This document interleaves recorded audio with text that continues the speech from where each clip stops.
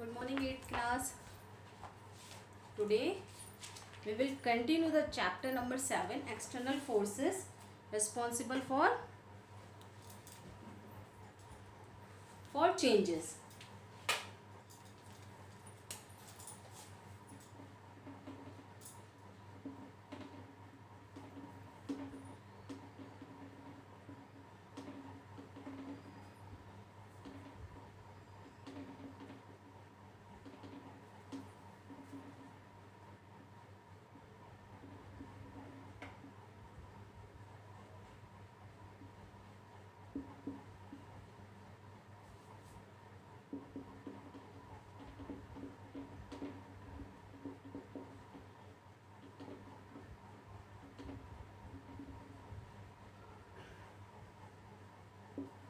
ये चैप्टर हमने स्टार्ट कर दिया था और इसमें आपको बताया था कि एक्सटर्नल फोर्सेस जो होते हैं, जो चेंजेस के लिए रिस्पॉन्सिबल होते हैं, जैसे शेप ऑफ द अर्थ, जो हमारे अर्थ का शेप है वो चेंज होता रहेगा, इसकी वजह से एक्सटर्नल फोर्सेस की वजह से। यहाँ पे टू फोर्सेस की बात करी थी हमने, वेदरिंग एंड इरोजन। वेदरिंग जो था वो था 3 टाइप्स का, फिजिकल वेदरिंग, केमिकल वेदरिंग और बायोलॉजिकल वेदरिंग। और इरोजन साइकिल की बात करी थी, तो यहाँ पे इरोजन साइकिल जो थी वो भी 2 टाइप्स की थी, slow wasting and rapid wasting. फिर उसके बाद function of the running water. Now we will start the next topic of this chapter, landforms made by river erosion. जो रिवर इरोजन होता है उसकी वजह से जो लैंडफॉर्म्स बनते हैं, हम उनके बारे में यहाँ पे डिस्कस करेंगे। Most of the erosion function happen in the upper part of the river. ज़्यादातर क्या होता है, जो इरोजन होता है रिवर के अपर पार्ट पे होता है। They form George, canyon, V shape valley, waterfall and springs. और ये क्या फॉर्म करते हैं, George, canyon, V shape valley, waterfall और स्प्रिंग्स। और जॉर्ज, वी शेप वैली और वाटरफॉल जो है बहुत ज़्यादा प्रोमिनेंट है, जब मतलब जो भी इरोजन अपर पार्ट में हो रहा है रिवर के, और जो भी वैलीज या जॉर्ज या वाटरफॉल मेडअप हो रहे हैं उसको हम, ये बहुत ज़्यादा क्या है, प्रोमिनेंट है। फर्स्ट हम डिस्कस करेंगे यहाँ पे George. When the river passes through a bed of the hard rocks in highland, highland से होती हुई रिवर जब हार्ड रॉक के बीचों से निकलती है, तो ये इसका जो मेन वर्क है वो है कि ये डीपन इट्स वैली, मतलब डीप वैली बनाती है, जिसके रिजल्ट क्या होता है, narrow and steep sided valley and current of water split rock due to which deep valley gorge canyons are formed. तो जब ये निकलती हुई जाती है तो क्या होगा कि ये डीप वैली बनाएगी, जॉर्ज बनेंगे और कैनियंस वहाँ पे फॉर्म्ड होंगे। The famous George at the बेड़ा घाट इन जबलपुर, जबलपुर के बेड़ा घाट की बात करी होगी, वहाँ पे बहुत ऊपर से एकदम नीचे की तरफ पानी गिरता है ना, बहुत फ्लो के साथ, तो इसी को हम जॉर्ज कहते हैं। और grand canyon of the Colorado, grand canyon आपको कोलोराडो इन यूएसए में वर्ल्ड फेमस है। अब हम आते हैं वी शेप्ड वैली में। जो टारगेट होता है रिवर इरोजन का is reach to its base level, मतलब अपने बेस लेवल तक पहुंचना उसका टारगेट है रिवर का। ये जो बेस होता है सी और लैक का, इन विच द रिवर फॉल, और जब सी और जो बेस क्या है इनका कि सी में या है ना झीलों में जाके मिल जाना, नदियाँ कहाँ पे जाके मिल जाती हैं, समुद्र में जाके मिल जाती हैं। तो ये जो बेस लेवल है रिवर का, रिवर फॉल का, उसी को base level of river erosion कहते हैं। यहाँ पे रिवर इरोजन क्यों कहा जा रहा है, समझ में आ रहा है आपको? रिवर इरोजन इसलिए कह रहे हैं कि जब रिवर बहती है, फ्लो करती है, तो उसके साथ साथ बहुत सारे मटेरियल भी फ्लो कर जाते हैंगे, है ना, तो फ्लो करके साथ में चले जाते हैं। तो ये कहाँ पे जाके यहाँ ये क्या बनाती है, डीप इन वैली, मतलब बहुत डीप वैली बनती है, और इसकी जो बैंक है, जो किनारे बहुत ज़्यादा चौड़े हो जाते हैं। It result V shaped valley, और इसका रिजल्ट क्या होता है, वी शेप्ड वैली फॉर्म्ड हो जाती है। तो यहाँ पे देखिए बताते हैं हम आपको,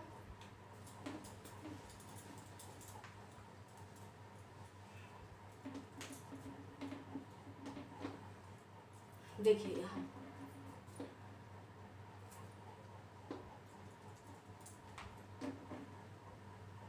ये क्या हो रहेगा, वी शेप्ड वैली फॉर्म्ड हो रही है ना, क्योंकि रिवर फ्लो करती है इस तरीके से यहाँ पे, तो ये क्या बनेगा, वी शेप्ड वैली यहाँ पे फॉर्म्ड हो जाएगी।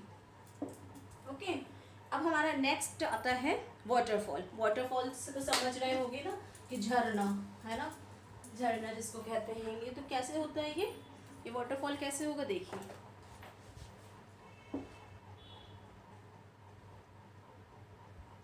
ये सारे डायग्राम्स आपको कॉपी में बना के रखना है।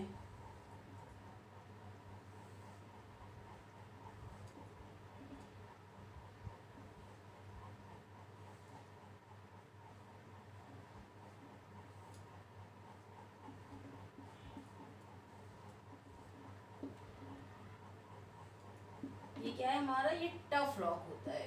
ये क्या है, टफ रॉक, बहुत हार्ड रॉक होता है। यहाँ पे क्या है, यहाँ पे है सॉफ्ट रॉक, ये सॉफ्ट रॉक्स है। अब यहाँ पे क्या हो रही है, ये जो रिवर है ये फ्लो हो रही है। देखिए रिवर क्या हो रही है, यहाँ पे फ्लो हो रही है ना, ये पानी है, ये वाटर है। तो यहाँ से फिर वो इसका मूवमेंट यहाँ हो जाता है। तो इसको क्या बोलते हैं हम, इसको बोलते हैं हम वाटरफॉल, मतलब पानी का झरना। तो इसको वाटरफॉल बोला जाता है। ये वाटरफॉल कैसे होता है, when the river water falls almost vertically and sufficient height, मतलब जब वाटर होता है वर्टिकली सफिशिएंट हाइट से फॉल होता है, नीचे की तरफ जाता है, तो courses of the river is called waterfall. तो वहाँ पे क्या बन जाता है, वाटरफॉल बन जाता है उस एरिया में। If any rock is vertical in the way of the river then permanent waterfall is formed. और अगर इसके रास्ते में कोई भी रॉक आता है तो ये परमानेंट, मतलब वहाँ पे क्या होगा, मतलब अगर पत्थर है और पत्थर से वो पानी बह रहा है रिवर का, तो वहाँ पे परमानेंट वाटरफॉल आपको देखने को मिल जाएगा, परमानेंट वाटरफॉल हो जाएगा वहाँ पे। तो water which falls split the rock soft rocks very speedily and form a plunge pool at the base. और ये क्या होता है, वाटर जो होता है वो बहुत ऊपर से जब नीचे गिरता है, सॉफ्ट रॉक होते हैंगे, है ना, सॉफ्ट रॉक जो होते हैं, जब सॉफ्ट रॉक आते हैंगे रास्ते में तो वो बहुत स्पीडली चले जाते हैंगे, है ना, वाटर क्या हो जाता है, स्पीडली फ्लो हो जाता है। तो ये यहाँ पे प्लंज पुल फॉर्म्ड किए जाते हैंगे, प्लंज पुल बनते हैं। अब आप देखिए कि हम बताते हैं आपको कि रिवर के कुछ बारे में। देखिए river,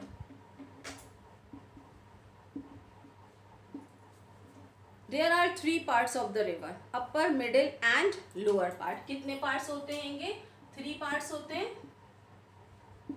upper middle and lower part होता है।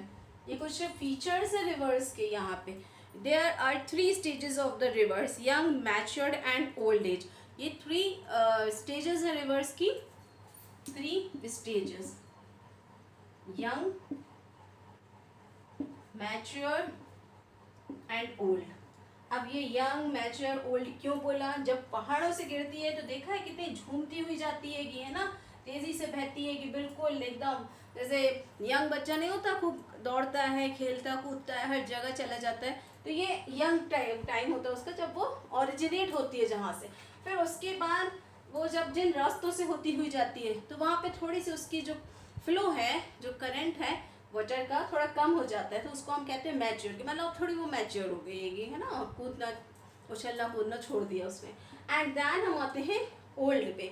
ओल्ड मतलब जब वो समुद्र में जाके मिल जाती है तो मतलब वहाँ पे उसका जो कहते हैं ना हम अस्तित्व होता है किसी भी रिवर का, ख़त्म हो जाता है, तो ये कहलाता है old stage of the river.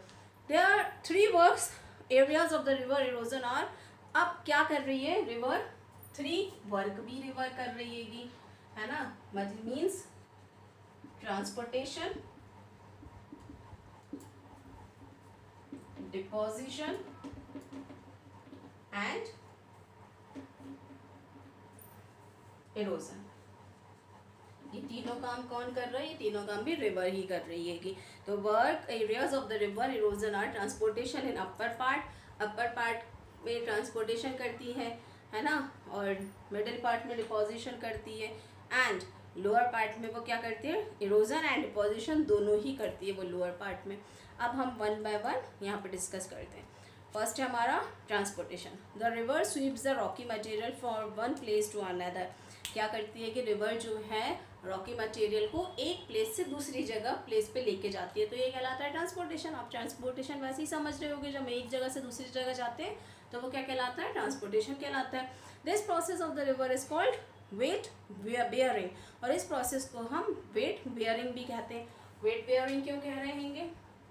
Wait से समझ रहे हो? वेट का मतलब होता है भार, वजन, है ना। और बेयरिंग मतलब ये वजन को अपने साथ लेती हुई जाती है, कि वजन अपने साथ लेके जाना, मतलब जो रास्ते में उसके कंकड़ पत्थर आ रहे हैं उनको सबको बहा के लेके जाती है, तो ये क्या कहलाती है? Weight bearing. The transportation of capacity of the reverse depends on in current. अब जो ट्रांसपोर्टेशन होता है किसी भी चीज़ का, जब वो पत्थरों को लेके जा रही है, किसी भी चीज़ को लेके जा रही है, तो वो क्या कहलाता है?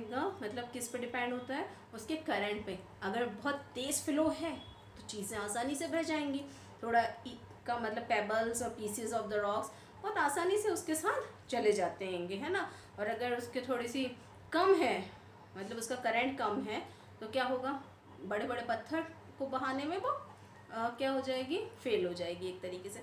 The intensity of the river flow increase the transportation also. मतलब जो इंटेंसिटी होती है रिवर फ्लो की, वो इंक्रीज करती है ट्रांसपोर्टेशन को। अब हम देखेंगे तो transportation capacity of the river depends on current, quantity of water, the pebbles and piece rocks included in the wait.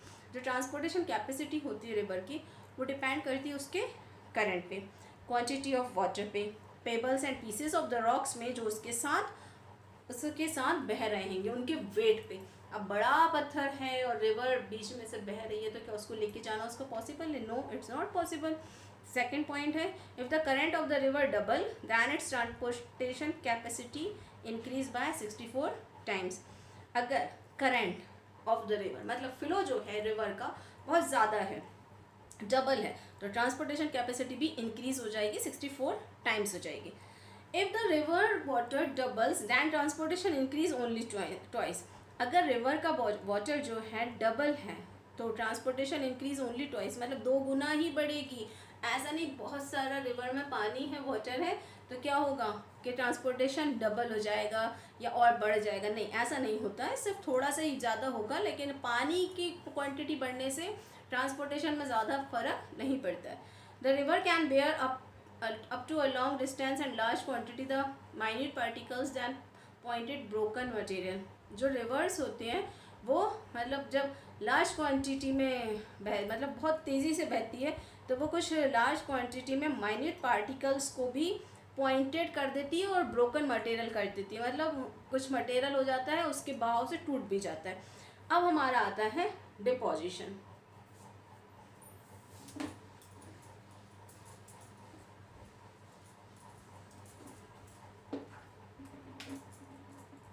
Next क्या है हमारा?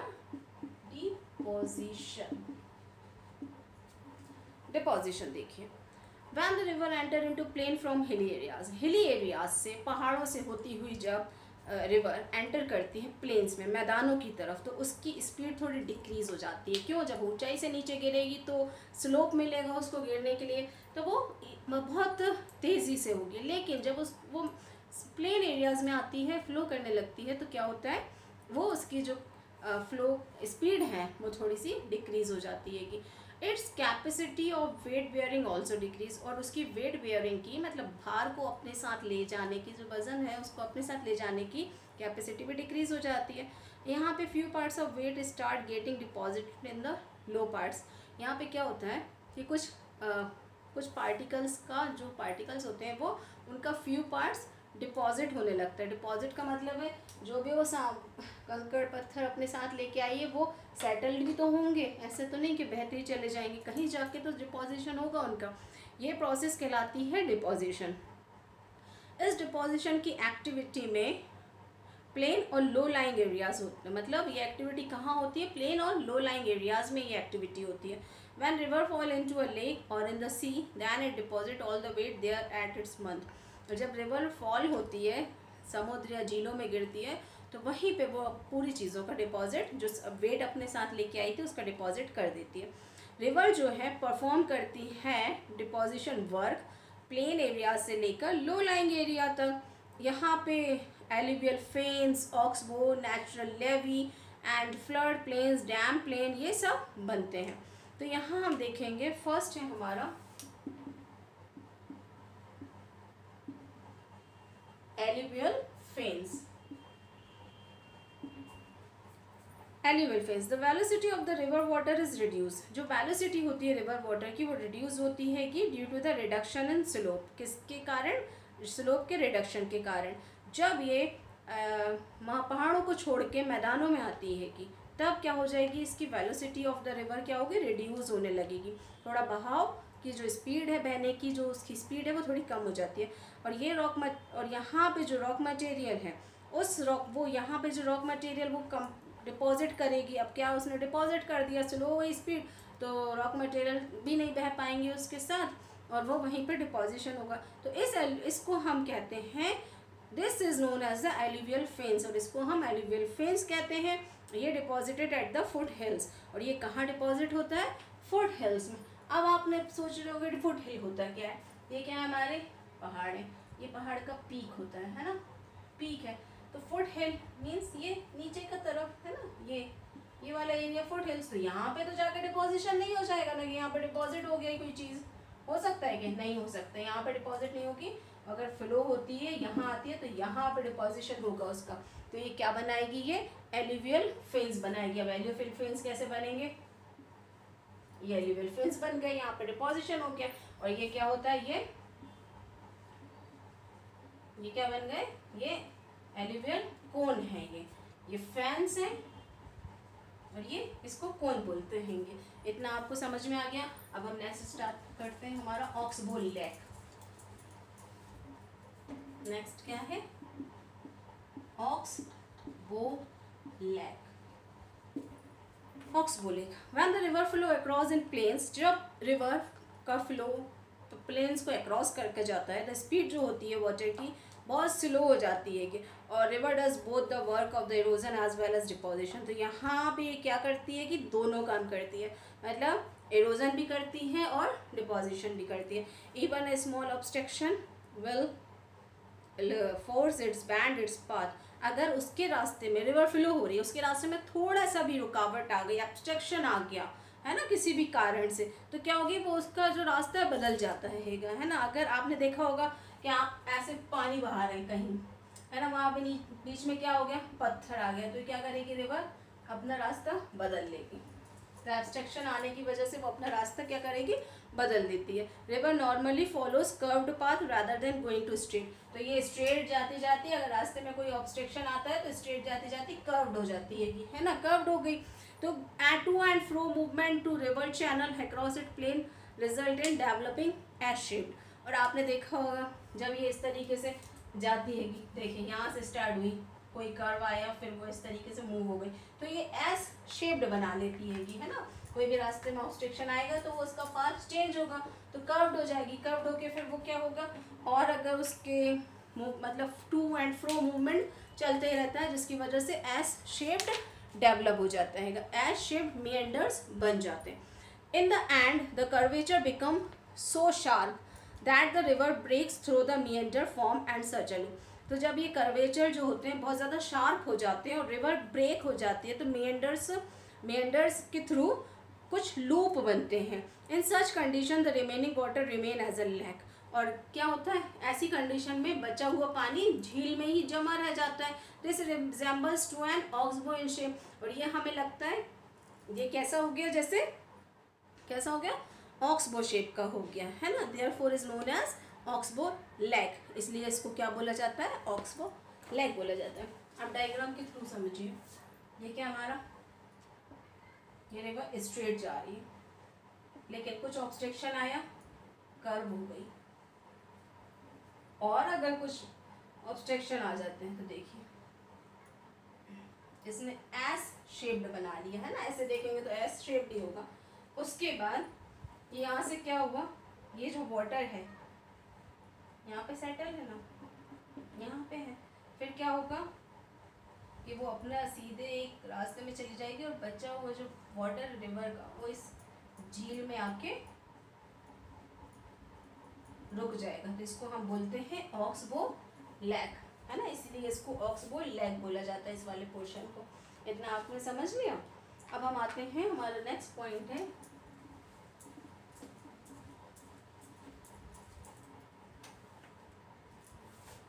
थर्ड है हमारा natural levee and flood planes.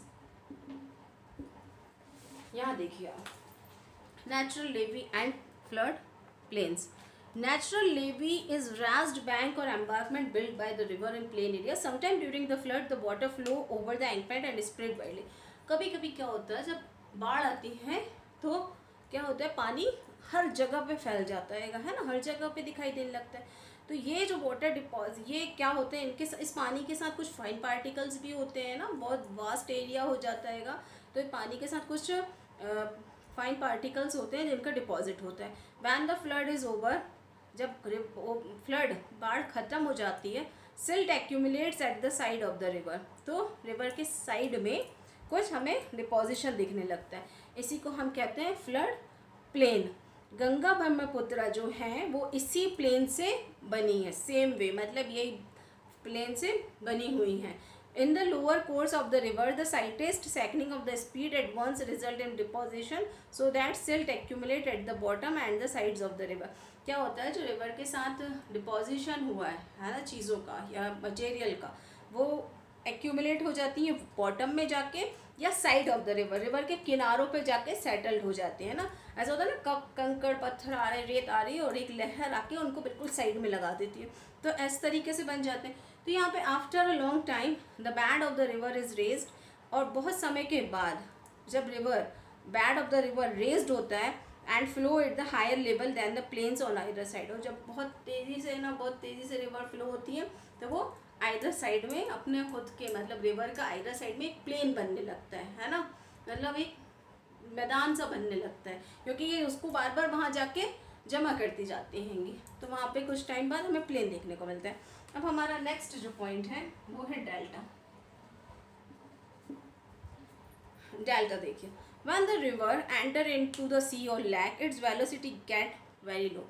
जब रिवर, मतलब ये सी है, ये समुद्र, रिवर क्या करती है, एंटर करती है कि कहाँ पे, हमारे सी और लैक में, तो उसकी जो वेलोसिटी है बहुत लो हो जाती है.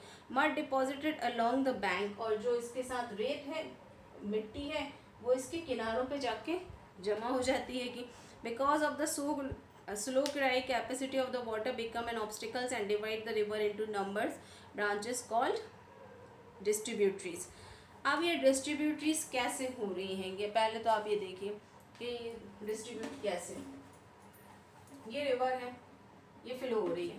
अब यहाँ पे कोई ऑब्स्टिकल्स आया, जैसे मैंने वहाँ बताया था आपको, सेम यहाँ पे ऑब्स्टिकल्स आया, तो रिवर ने अपनी, ये ऑब्स्टिकल्स आ गया एक, तो रिवर ने क्या किया, अपनी डायरेक्शन चेंज कर ली, ये डायरेक्शन चेंज हो गई. अब यहाँ से भी एक डायरेक्शन चेंज हो गई. अब यहाँ फिर एक ऑब्स्टिकल्स आ गया, तो यहाँ से फिर रिवर क्या कर रही है, अपनी डायरेक्शन इधर ना जाती हुई, ऑब्स्टिकल्स आने की वजह से यहाँ टर्न हो गई और ये वाली यहाँ टर्न हो गई. तो इस तरीके से अगर यहाँ पे भी एक आया तो रिवर फिर यहाँ टर्न हो जाएगी और यहाँ टर्न हो जाएगी. तो इस तरीके से ये क्या हो रही हैंगी, ये जब डिस्ट्रीब्यूट हो जाती है, एक ही रिवर ऑब्स्टिकल्स के आने की वजह से कई फॉर्म में डिस्ट्रीब्यूट हो जाती है, तो इसी को हम कहते हैं डिस्ट्रीब्यूटरीज. और ये रिवर हैज़ नो अल्टरनेटिव, इसका कोई अल्टरनेटिव नहीं होता but to discharge is water sluggishly through these distributaries. There it deposit the load of the mouth giving rise to the formation of delta. और ये ही जब एक ही रिवर से कई फॉर्म में पानी कहाँ सी में जाके मिलता है, तो उसी को हम कहते हैं डेल्टा. अब ऐसा नहीं कि सीधी एक लाइन आई और जाके समुद्र से मिल गई, नहीं, ये अलग अलग फॉर्म में जाके कहीं इधर से कहीं उधर से जब जाके मिलती हैं तो ये क्या हो जाता है, ये डिस्ट्रीब्यूटरीज कहलाती हैं. और जब ये आके जिधर मिल रही हैं तो उधर क्या बना रही है, वो डेल्टा कहलाता है ना. तो ये क्या हो गया, ये मतलब कहीं से भी आएंगी, वो कहाँ मिलना, उनको एक जगह पे मिलना है, तो वो कहलाता है delta. The Ganga Brahmaputra delta, Nile delta and Mississippi delta R the biggest delta of the world. और जो गंगा ब्रह्मपुत्र है वो क्या है, गंगा ब्रह्मपुत्र और Nile delta and Mississippi delta पूरे वर्ल्ड में बिगेस्ट डेल्टा है, जहाँ पे नदियाँ जाके मिलती हैं. अब हमारा 5th पॉइंट है एस्चुरी.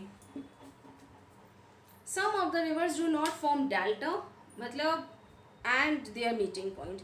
कुछ रिवर्स ऐसी होती हैं जिनका डेल्टा नहीं होता और उनका कोई मीटिंग पॉइंट नहीं होता. जैसे अभी डेल्टा बना था, किस कहीं से भी आएंगी, मिलना उनको, मतलब अगर ऑब्स्टिकल्स भी आ गया है तो वो डिस्ट्रीब्यूट तो हो गई, इधर उधर निकल गई, वो डिस्ट्रीब्यूटरीज कहलाने लगी, लेकिन वो जाके उनको कहाँ मिलना है, उनका एक मीटिंग पॉइंट है, उसको ही डेल्टा बोला है। तो यहाँ पे है ना एस्चुरी में अगर बात करें तो ना कोई डेल्टा होता है ना कोई मीटिंग पॉइंट होता है। Such rivers become wider at their meeting point with sea and sea waves sweep away the water of the river into deep sea। यहाँ पे क्या होता है कि है ना जो रिवर है वो बहुत ज़्यादा वाइडर हो जाती है ना, और क्या होता है सी क्या करता है उनको ला के, सी की जो लहरें हैं वो उनको लेके आती हैं और डीप सी में ले जाके उनको मिला लेती हैं। Most of these place remain lower, और ये ज़्यादातर प्लेसेस लोअर देखने को मिलते हैं, इन्हीं को हम एस्चुरीज कहते हैं। इंडिया में नर्मदा और तापी जो हैं वो एस्चुरीज हैं और उनका मीटिंग पॉइंट है। अब आते हैं हम हमारे नेक्स्ट टॉपिक पे, फंक्शंस ऑफ ग्लेशियर।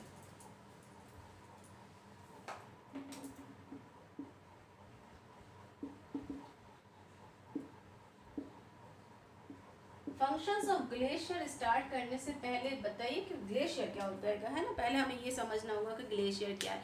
ग्लेशियर मतलब जब नदियाँ जो होती हैं बर्फ़ में जम जाती हैं, है ना, फ्रीजिंग पॉइंट की वजह से, एक फ्रीजिंग पॉइंट होता है उसकी वजह से स्नो में, बर्फ़ में कन्वर्ट होती है, वही क्या कहलाते हैं, glacier. The region where temperature remains usually below freezing point, freezing point से भी ज़्यादा बिलो, नीचे जब गिर जाता है temperature, there precipitation come in the form of snow, तो वहाँ पे प्रेसिपिटेशन होता है और किस फॉर्म में आता है, स्नो के फॉर्म में, बर्फ़ के फॉर्म में, और इसी को हम स्नोफॉल कहते हैं। इस रीजन में जो स्नोक्लेड, ये रीजन जो हैं स्नोक्लेड एरियाज कहलाते हैं। यहाँ पे layer and the layer of the frozen snow, बर्फ़ की परतें नज़र आती है, के ऊपर एक परतें रहती हैं। Altitude above where there is a permanent cover of snow, यहाँ पे जो एल्टीट्यूड है उसके अबव में परमानेंट कवर ऑफ स्नो है ना, स्नो जो है परमानेंट कवर है। And ice is called the snow line, और वहाँ पे जो बर्फ़ है उसको कहते हैं snow line. The snow line exist over a permanent dwelling of snow, the snow line height is not equal everywhere, जो स्नो लाइन की जो हाइट है वो हर जगह, हर ग्राउंड पे एक सी नहीं है। जो एरिया है हाई एल्टीट्यूड का in the mountain and the high latitude in the polar region, the freezing point always remains same। जब हम माउंटेन की तरफ देखते हैं तो हाई एल्टीट्यूड पे, और जब हम हाई और पोलर एरियाज़ में देखते हैं तो वहाँ पे हाई लैटिट्यूड पे जो फ्रीजिंग पॉइंट है हमेशा एक सा ही रहता है। जो हाइट है फ्रीजिंग पॉइंट की always remain same on the lower surface, जो हाइट होती है कि फ्रीजिंग पॉइंट की वो हमेशा क्या होती है, सेम होती है कि लैंड सरफेस पे, ज़मीन के सरफेस पे सेम है। Himalayas freezing point is found at the height 4250 metre, Himalaya का जो फ्रीजिंग पॉइंट है वो मिलता है 4250 मीटर पे। River of the moving ice is known as a glacier, जो रिवर होती हैं मूविंग करती हैं, मूविंग आइस मतलब रिवर है तो रिवर ऑफ मूविंग आइस जब वो जमने लगती है और जब वो मूव करती है तो उसी को हमने बोला है ग्लेशियर। तो ये क्या हो गया, फंक्शंस ऑफ ग्लेशियर। अब हमारा आता है types of glacier. Types of glacier, reverse of the moving ice is called glacier, जो रिवर होती है मूविंग आइस की उसको हम कहते हैं glacier. On the basis of origin and situation glacier can be divided into two groups. अगर हम ओरिजिन एंड सिचुएशन पे देखें ग्लेशियर की तो ये डिवाइड है टू ग्रुप्स में। फर्स्ट है हमारा सॉरी कॉन्टिनेंटल ग्लेशियर, सेकंड है हमारा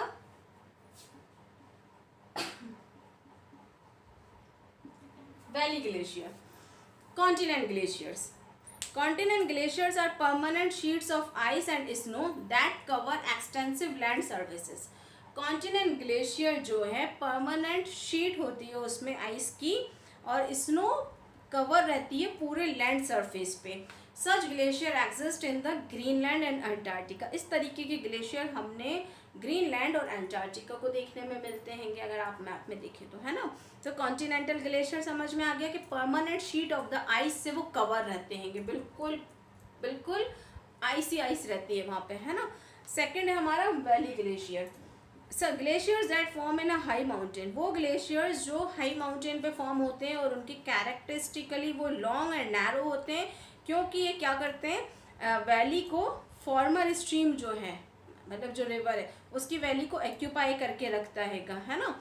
these are called valley glacier, इसलिए हम इसको वैली ग्लेशियर कहते हैं। The biggest valley glacier of India है सियाचिन ग्लेशियर, जो हमारे इंडिया का बिगेस्ट ग्लेशियर है वो है Siachen glacier in the Karakoram range.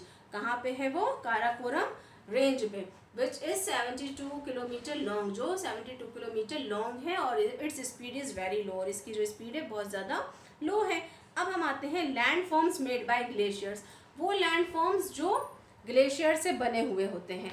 Like surface flowing water, underground water, glacier also perform the work the weathering, transportation and deposition. जैसे आपने देखा कि जो सरफेस वाटर है, अंडरग्राउंड वाटर है, वो क्या करता है ग्लेशियर को परफॉर्म करता है ना। वो glacier and underground water glacier also perform, जिस तरीके से आपने देखा कि वेदरिंग और इरोजन होता है ना, वेदरिंग हुई, इरोजन हुआ है ना, ट्रांसपोर्टेशन हुआ, डिपोजिशन, उसी तरह से ये क्या कर रहा है रिवर, आपने रिवर का देखा। अब इसी तरह से सेम ग्लेशियर भी जो हैं वो वेदरिंग, ट्रांसपोर्टेशन और डिपोजिशन को परफॉर्म करते हैं। Erosion function of the glacier, अभी आप देखिए erosion function of the glacier. When the glacier move ahead, it is always loaded with the rock material called drift or boulder clay. जो glacier है वो हमेशा अपने साथ लोडेड मटेरियल लेके चलते हैं, उसको उस मटेरियल को हम कहते हैं drift, Boulder and Boulder clay. ये मटेरियल जो है एज अ टूल का काम करते हैं इरोजन के लिए। Due to erosional work of the glacier, U shaped valley, hanging valley and glacier trough lakes are form.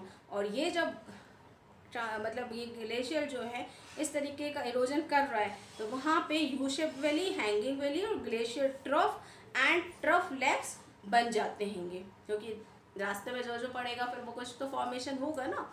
तो ये erosion function of the glacier है। अब हमारा आता है ट्रांसपोर्टेशन वर्क। जो ग्लेशियर हैं वो मूव करते हैं वेरी स्लो।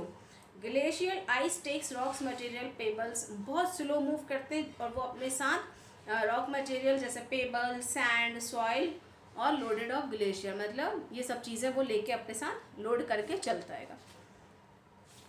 अब हम आते हैं डिपोजिशनल वर्क पे।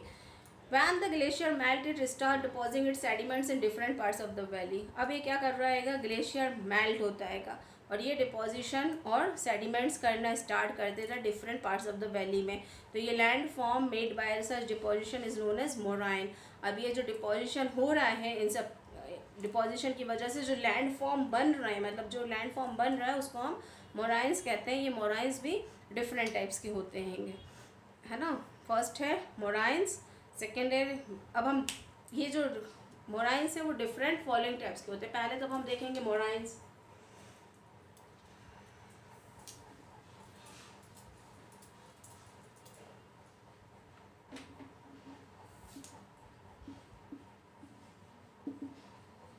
Moraines. When the glacier melt, the debris collect the last end of the glacier and the form is made that is called moraine. जब ग्लेशियर मेल्ट होते हैं और अपने साथ जो भी कलेक्शन लाते हैं वो जिधर पे डिपॉजिट करते हैं, तो वहाँ पे जो लैंड फॉर्म होता है उसको हमने क्या बोला है? मोराइंस बोला है। ये it has a sharp and round shaped, ये शार्प होते हैं और राउंड शेप्ड में भी होते हैं। अब ये जो है मोराइंस वो है सेकेंड है lateral moraines. Material deposit on the other sides of the glacier, जो मटेरियल आइदर साइड में, मतलब बिल्कुल साइड में डिपॉजिट हो जाता है उसको हम कहते हैं लेटरल मोराइन। मीडियल, जब two glaciers are different sides और ज्वाइन, मतलब ये एक ग्लेशियर यहाँ और एक ग्लेशियर यहाँ, और जब वो एक डिफरेंट साइड से ज्वाइन होते हैं तो ये कहलाता है मेडियल मोराइंस। फोर्थ है हमारा terminal moraine. Material dropped at the end of the valley, जब मटेरियल ड्रॉप्ड होता है बिल्कुल कहाँ पे? एंड ऑफ द वैली में, इसको हम कहते हैं terminal moraine. This could be seen only when the glacier melt and flow like water. और ये हमें कब देखने को मिलता है? जब ग्लेशियर मेल्ट होते हैं और फ्लो करता है वाटर, तो हमें ये मोराइंस देखने को मिलते हैं। अब आप देखिए इसका स्ट्रक्चर बना देते हैं, आपको इजीली समझ में आएगा।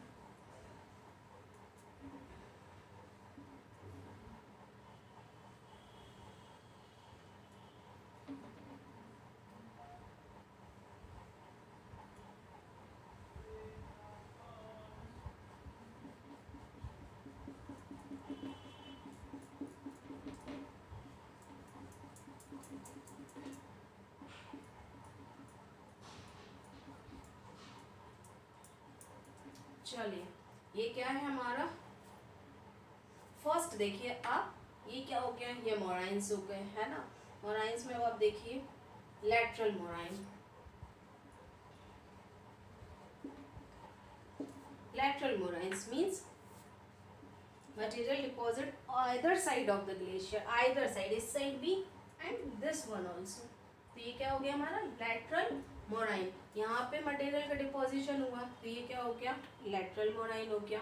medial moraine, medial moraine कैसे, मतलब यहाँ पे जब ये बिल्कुल सेंटर में आके जब डिपोजिशन हो गया तो इसको हमने बोला medial moraine। Terminal moraine, terminal moraine मतलब पूरा का पूरा नीचे लोअर पार्ट में जब चीज़ों का मतलब किसी भी चीज़ का मटेरियल का डिपोजिशन होता है तो वो कहलाता है टर्मिनल मोराइन। तो आपको इतना ही समझ में आ गया है पूरा स्ट्रक्चर जो है मोराइंस का हैगा। तो यहाँ पे जो मोराइन होते हैंगे तो आपसे पूछा जाए कि मोराइन क्या है तो आप बताएंगे कि मोराइन क्या होता है, जब डिपोजिशन होता है ग्लेशियर का तो वो मोराइन कहलाता है ना। तो ये लैटरल मोराइन भी होता है, मीडियल भी होता है, टर्मिनल मोराइन भी होता है। तो ये वाला हमारा यहाँ पे इतना पार्ट फिनिश हो जाता है।